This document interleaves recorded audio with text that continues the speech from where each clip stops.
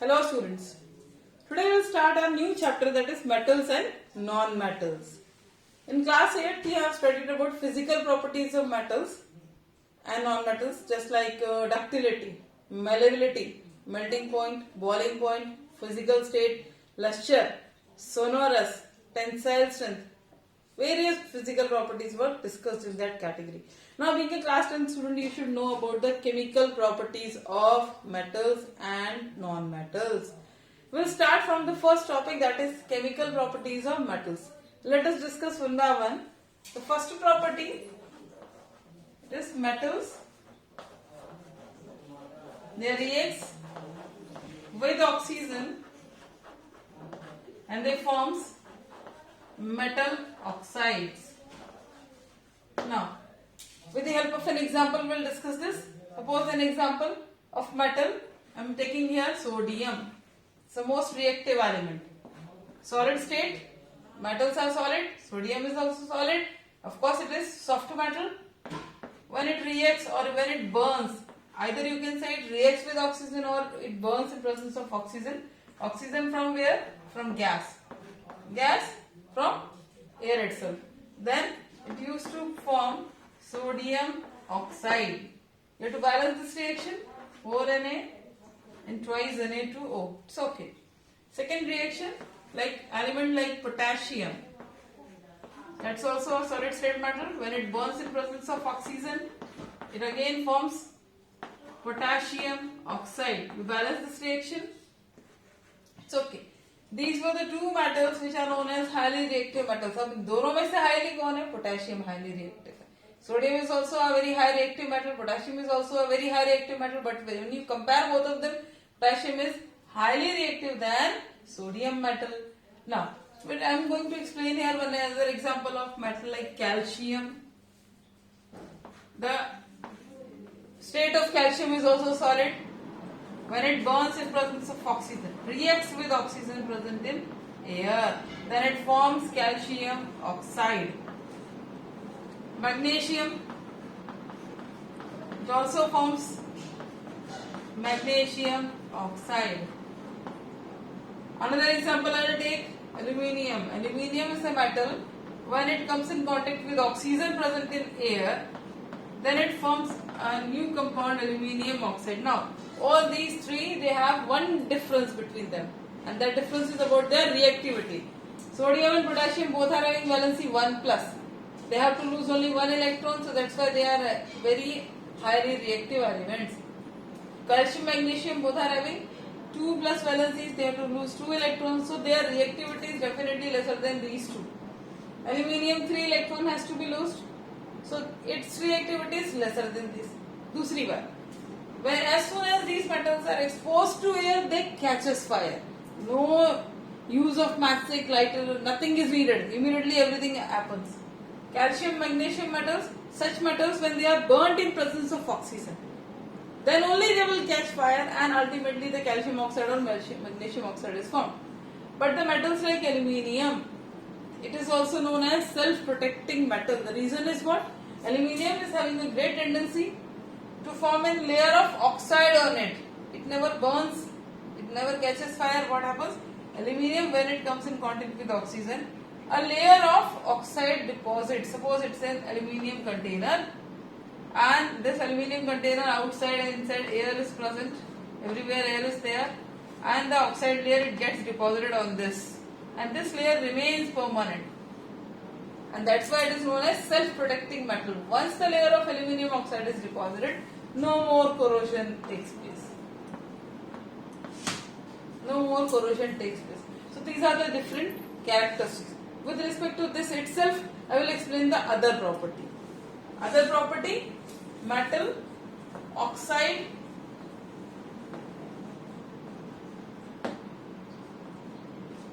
plus water forms metal hydroxide. Okay, I am going to erase one example from each. This I will release. This also I will erase. Fine. There is a property of metals that metal oxides are water soluble. Most of the metal oxides are water soluble. The metal soluble oxides, they used to form metal hydroxides. Sodium plus oxygen forms sodium oxide. This sodium oxide, which is in contact with water, or when we are adding water in this, it used to convert into sodium hydroxide. Formation of hydroxide is there. Calcium plus oxygen forms calcium oxide. This calcium oxide reacts with water to form calcium hydroxide. Why these reactions were possible? Because here, this one and these one, water soluble metal oxides. These are water soluble metal oxides. So that's why only the formation of hydroxides are possible. But there is one special category that is not water soluble. Aluminium oxide. It is not water soluble. Then it would not form hydroxide, but it has a great tendency to form salt and water. Now this is the important point. This aluminium oxide, since it is not water soluble, but it can react with acid, and it can also react with base. Reacts with acid to form aluminium chloride plus water. Reacts with base to form sodium aluminate and water. Okay, तो समझना क्या है, वो metal oxides जो water soluble नहीं होते हैं वो एसिड्स के साथ बेस की तरह बिहेव करते हैं और बेस के साथ एसिड की तरह बिहेव करते हैं, and as a result of that the salt and water formation is there. And this type of oxides, these type of oxides, they are known as amphoteric oxides. Got it? There are two cases that you have to study in your NCERT: zinc and aluminium. Aluminium forms sodium aluminate and zinc forms sodium zincate. That is the point. Now we will continue the next property.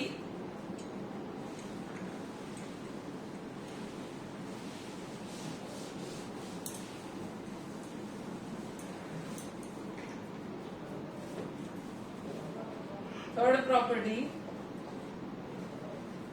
Metals reacts with water to form metal hydroxide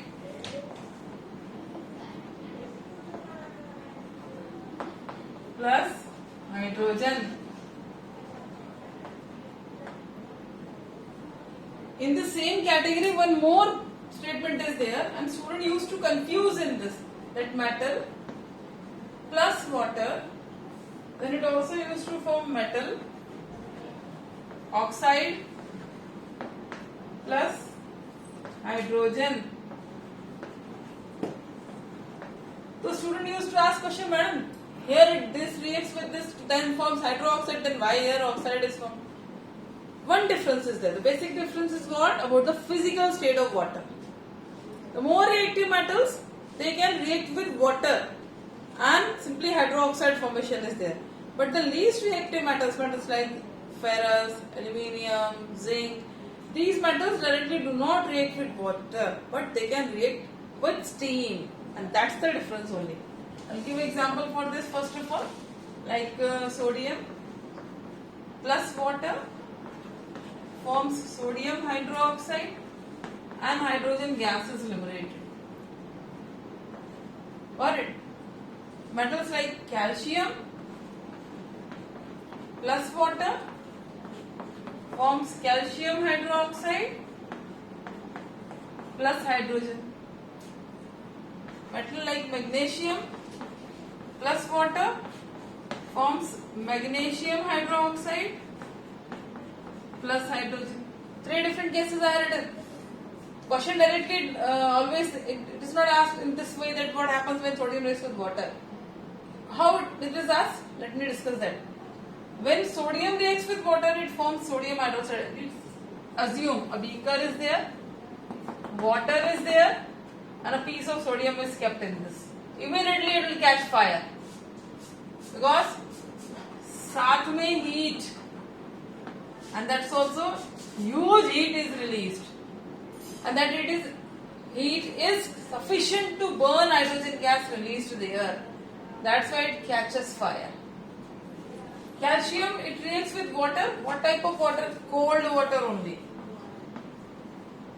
Cold water, with cold water only calcium reacts and forms calcium hydroxide, and the hydrogen gas is formed. And here it do not catch fire because heat energy released is lesser. That is not sufficient to burn hydrogen gas released there. Third, magnesium reacts with hot water. Then also with magnesium hydroxide and hydrogen heat is released, and that is also lesser, which is not sufficient to burn hydrogen gas. This is the concept about the first point, that metal plus water, they forms metal hydroxide and hydrogen. Now I will explain the second part of the reaction about the metal plus water and metal forms metal oxide and hydrogen.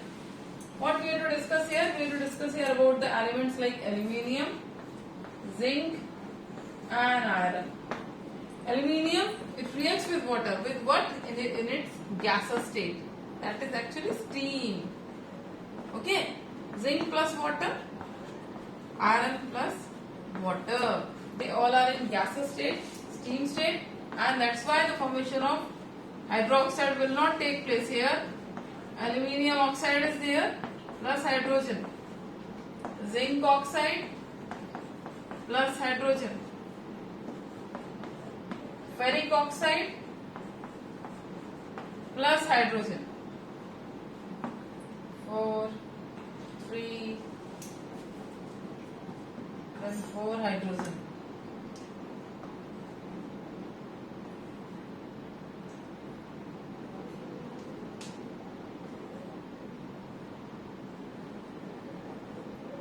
That's also okay.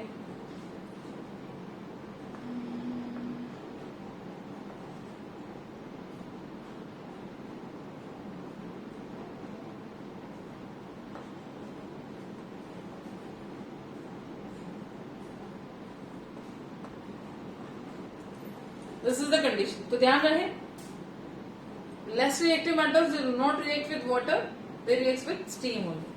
Now let us see the next property. That metals, they react with acid.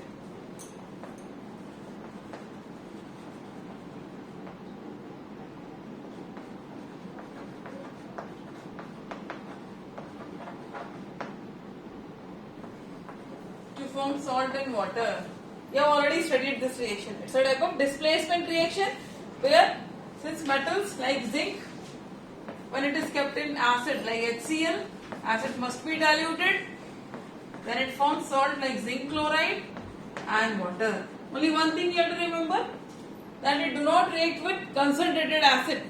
Unless the dilution of acid is not there, bond dissociation is not possible. And if the bond dissociation is not possible, then the displacement of hydrogen ion is not possible. So this point you have to remember.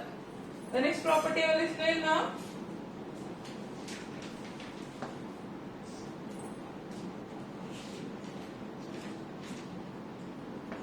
Metals,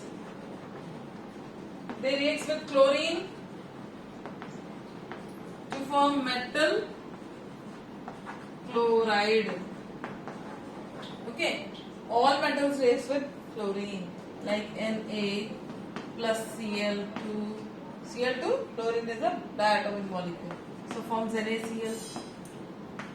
Magnesium plus chlorine, then it forms magnesium chloride. Aluminium plus chlorine, then it forms aluminium chloride. Got it?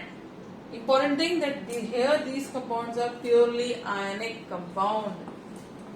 Ionic compound. Now, the next property, that metals, all metals, they react with hydrogen to form respective hydrides.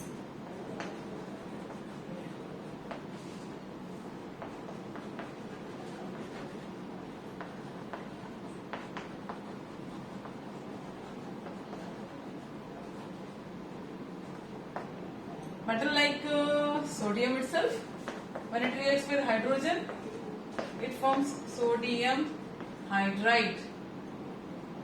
Like calcium plus hydrogen, then forms calcium hydride.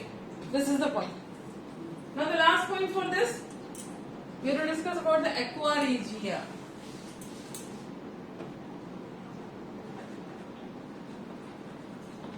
What is aqua regia? Actually it is 1:3. 1 part of nitric acid, 3 part of hydrochloric acid. It is mixed together in order to form a strong mixture. And this mixture 1:3, you can also consider it as 25% of nitric acid, 75% of hydrochloric acid. It's a fuming liquid. Fuming liquid. Got it? This is fuming liquid. In this, even the least reactive metals which do not react with any of the acid, they can also get dissolved. Such a strong solution. Now the last property of this, chemical property of this one, that double displacement reaction actually.